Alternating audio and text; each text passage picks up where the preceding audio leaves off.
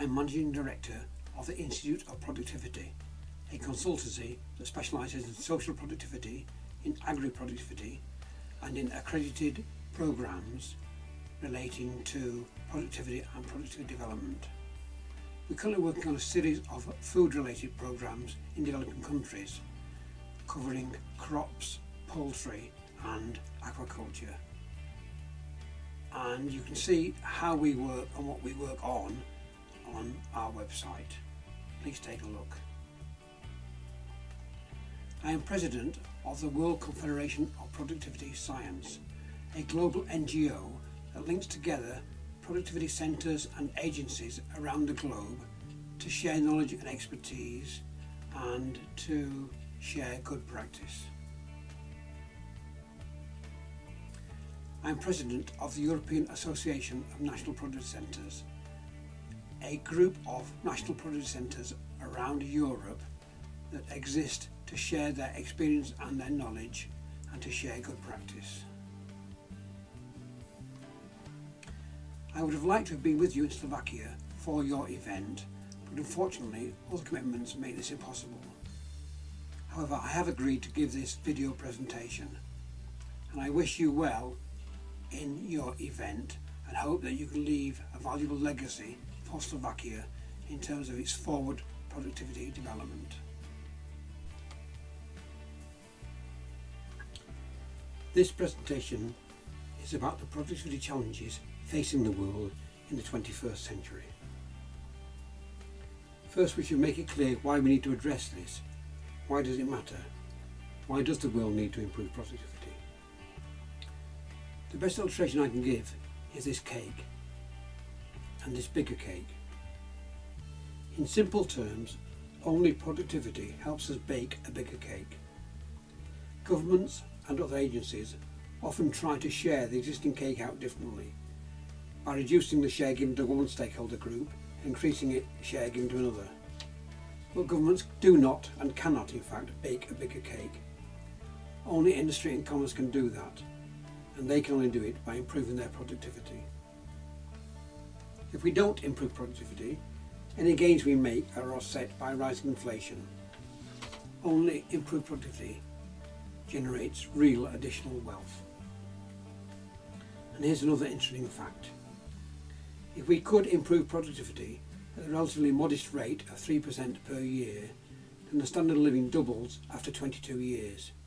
This means that one generation lives twice as well as its parents' generation. So productivity improvement is the only fundamental engine of sustainable economic growth.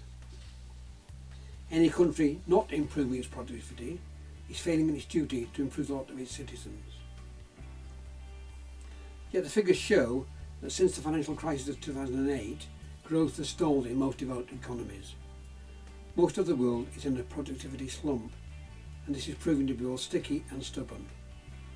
This is really unfortunate, since the world is facing a range of important risks and issues. We have the threat of climate change, increasing air pollution, pollution of our seas and oceans. We have the very basic problems of water shortages, of food security, and we need to develop new sources of affordable energy. All of this is exacerbated by population growth, with the population of the world growing by about 1% per annum. This means we need greater productivity just to stand still. Collectively, we need to grow global productivity and increase global wealth, and if we do that, we have a chance to address these global issues and problems, hopefully making them go away, or at least mitigating their worst effects. Now, this simple or perhaps simplistic approach means we need to share the wealth we create through improved productivity. And that's my first takeaway. Productivity growth increases wealth, but then we need to share it equitably across society. The problem is we have a very poor track record doing just that, individually and globally. Taking the UK as an example, the Equality Trust carried out some research into the pay gap between those at the top of the largest companies and those at the bottom.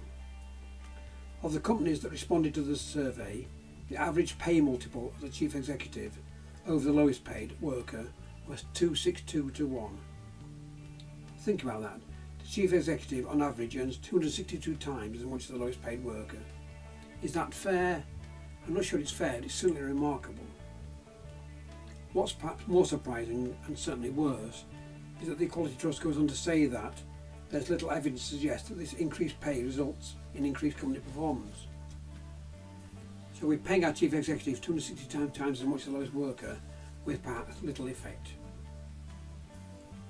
So what we need is a value system that recognises the importance of both creating and sharing wealth to meet the needs of our global society.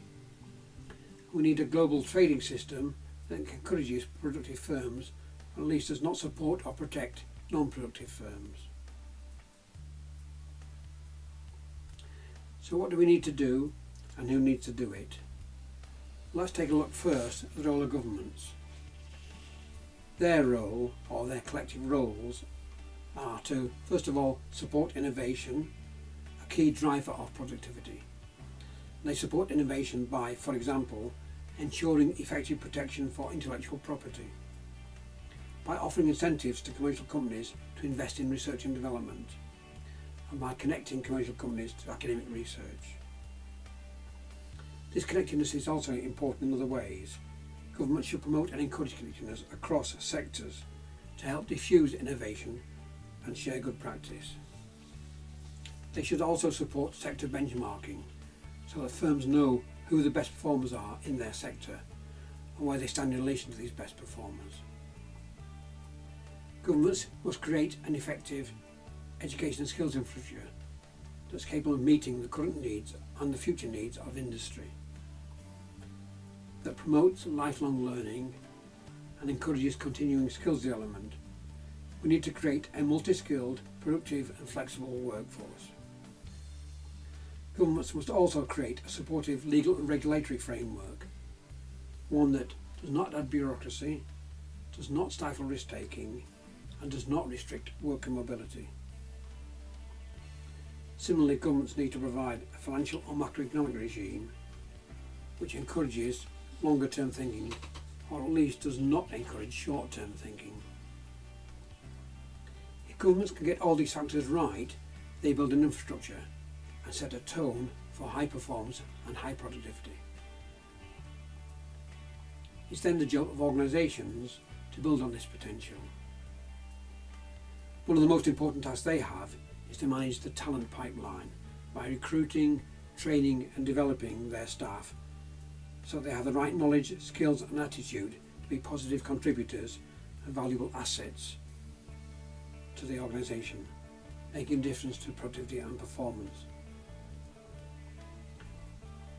Organisations need to move increasingly from systems thinking to network thinking, creating connectedness again, creating knowledge sharing and social development, using the power of teams and even the crowd, exploiting horizontal, vertical and diagonal communication and information flows.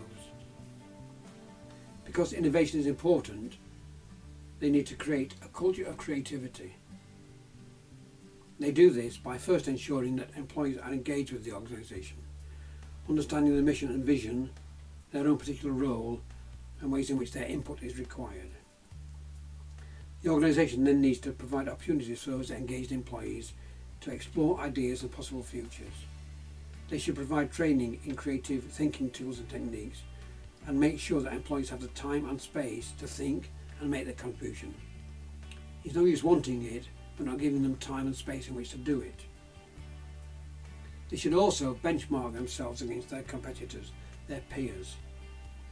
Once people know how their peers are performing, know their own competitive position, they understand the art of the possible, and this drives up performance.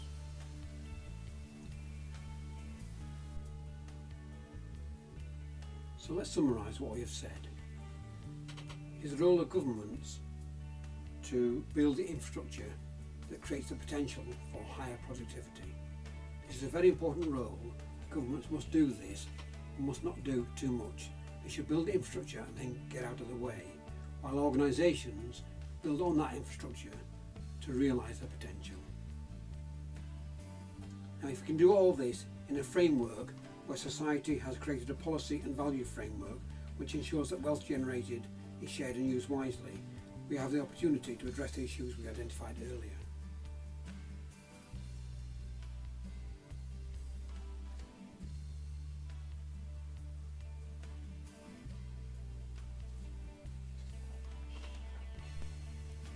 This is too important to be left to others. Each of us must make our contribution. We are building a future for the next and subsequent generations, leaving a legacy from our generation to future generations and to our nations. Let's try and do what we can. If we all work together, we can make this successful. We owe it to those future generations. Thank you.